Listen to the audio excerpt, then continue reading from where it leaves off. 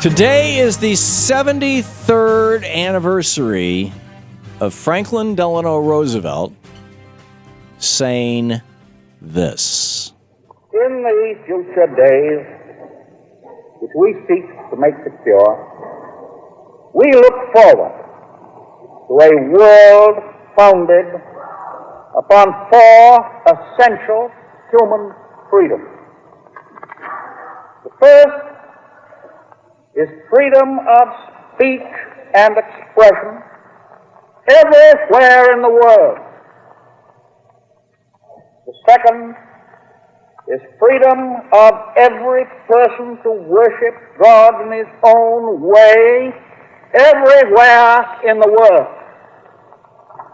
The third is freedom from want, which translated into world terms means economic understandings which will secure to every nation a healthy, peacetime life for its inhabitants everywhere in the world. The fourth is freedom from fear, which translated into world terms means a worldwide reduction of armaments to such a point and in such a thorough fashion that no nation will be in a position to commit an act of physical aggression against any neighbor anywhere in the world. There you go. It's called The Four Freedoms Speech. Professor Harvey Kaye has a new book out, The Fight for the Four Freedoms. Actually, the book is not quite out yet, but I believe you can order it online and certainly from your favorite bookstore. It's called The Fight for the Four Freedoms, What Made FDR and the Greatest Generation Truly Great. You can use Twitter as Harvey J. Kaye, K-A-Y-E. He's the professor of democracy and justice studies at the University of Wisconsin-Green Bay. Professor Harvey Kaye, welcome back to the program. Thank you. It's great to be back. It's great to have you. So, first of all, hell of a speech. What happened to the Four Freedoms? What happened to the Four Freedoms? Well, first thing to understand, of course, is that Roosevelt knew something about Americans that too many other presidents don't seem to realize, and that is that in the face of crisis, what it means to be an American is you raise the stakes in a progressive way. You don't retreat. And before, through the New Deal years, confronting the Great Depression, through World War II, Roosevelt had confidence in his fellow citizens, and with good reason. He knew what Americans were capable of doing, and he knew what Americans wanted at war's end. And when war's end came, Americans set out to realize those four freedoms, if not always for the world, at least to set up America along those lines. And what happened to it? Rightist reaction. Almost immediately at the end of the war, the right and the corporate rich mobilized to suppress those aspirations. They contested labor organizing, and we end up with the right-wing legislation in Congress known as the Taft-Hartley Act, a whole series of initiatives on the part of big business to not simply, as once upon a time they had, try to suppress the four freedoms, but actually to try to co-opt them and to manipulate them. During the war, there were those who said, well, the four freedoms are good, but we need a fifth freedom, freedom of enterprise, private enterprise, free enterprise.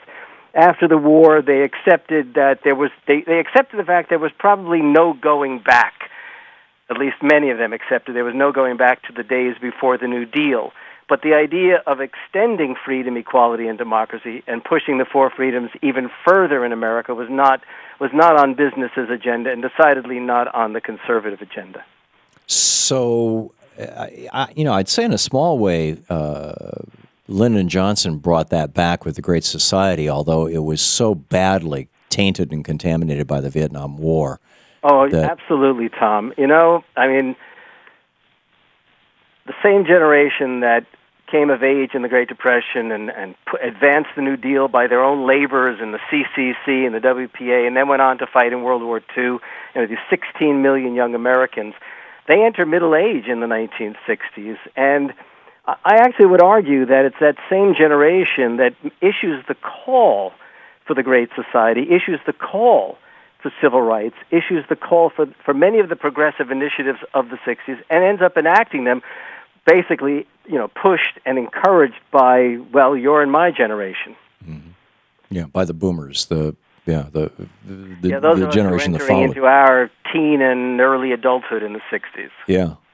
And where are we now? I mean, now it seems like we have... Well, I think for 40 years now, ever since Ronald Reagan, and maybe even to some extent, I think under Jimmy Carter in the 70s, we've seen a war against the four freedoms. And we've even seen a retreat on the part of Democrats after 4 decades, in their commitment to advancing those four freedoms. In fact, I have an idea. It seems to me that we progressives ought to sort of set up a scorecard.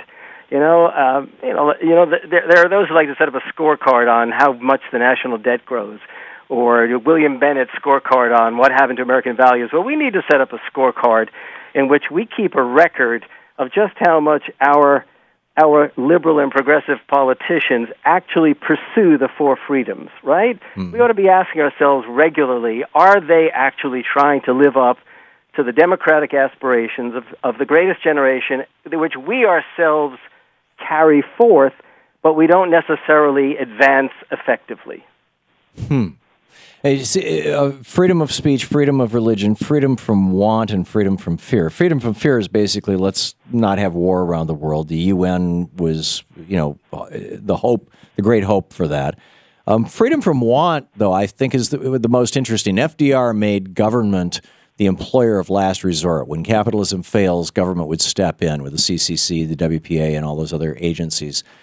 Why aren't we turning to that? What has happened to that idea that, where FDR said the best welfare program is a job? When did we lose that, Harvey? Professor Kaye? We lost that somewhere in the course of the 70s, the 80s, and the 90s. I mean, one of the things is that right after the war, there were those labor leaders who recognized that they had to work with liberals to advance the agenda.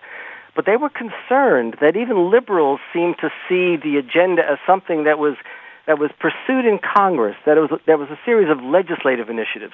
And by the 1950s and 60s, labor lost, except for public employees perhaps, but labor lost that drive to advance the four freedoms from the bottom up. They lost a lot of their power because of Taft-Hartley in 1947. Well, they did, except they lost their power basically to advance in the South. Right. Right. I mean, that's where. Right. The old South. Yeah. The old Confederate states. California, things advanced. Right. But it's in the South where they lost that effort, and unfortunately, the alliance between labor and civil rights was a very, very uneven one. Labor did underwrite many civil rights struggles and initiatives. The UAW and others, and some of the predominantly black unions. But the civil rights labor alliance just wasn't strong enough, and probably should have been more effective in advancing not just civil rights, but civil rights and workers' rights in the South during the 1960s. I mean, considering the majority of African Americans in the South were themselves working people. So I don't know I don't think it was lost at that time. But I think, has the South won? We have just a few seconds left. Has the South won? Are we in since the Bush presidency? Well, the South has won if you consider that for 40 years we've been living under a kind of a Reagan New Right agenda. The trick is, do we turn the tide in 2014, 2016, and start advancing the four freedoms in a new way? That's the question. That is absolutely the question. Professor Harvey Kaye, his new book is The Fight for the Four Freedoms, What Made FDR and the Greatest Generation Truly Great. Harvey J. Kaye at Twitter. Hang on. You, Tom. This is the Thom Hartmann Program. Professor Kaye, thanks so much for being with us today. Great having you with us. We'll be back.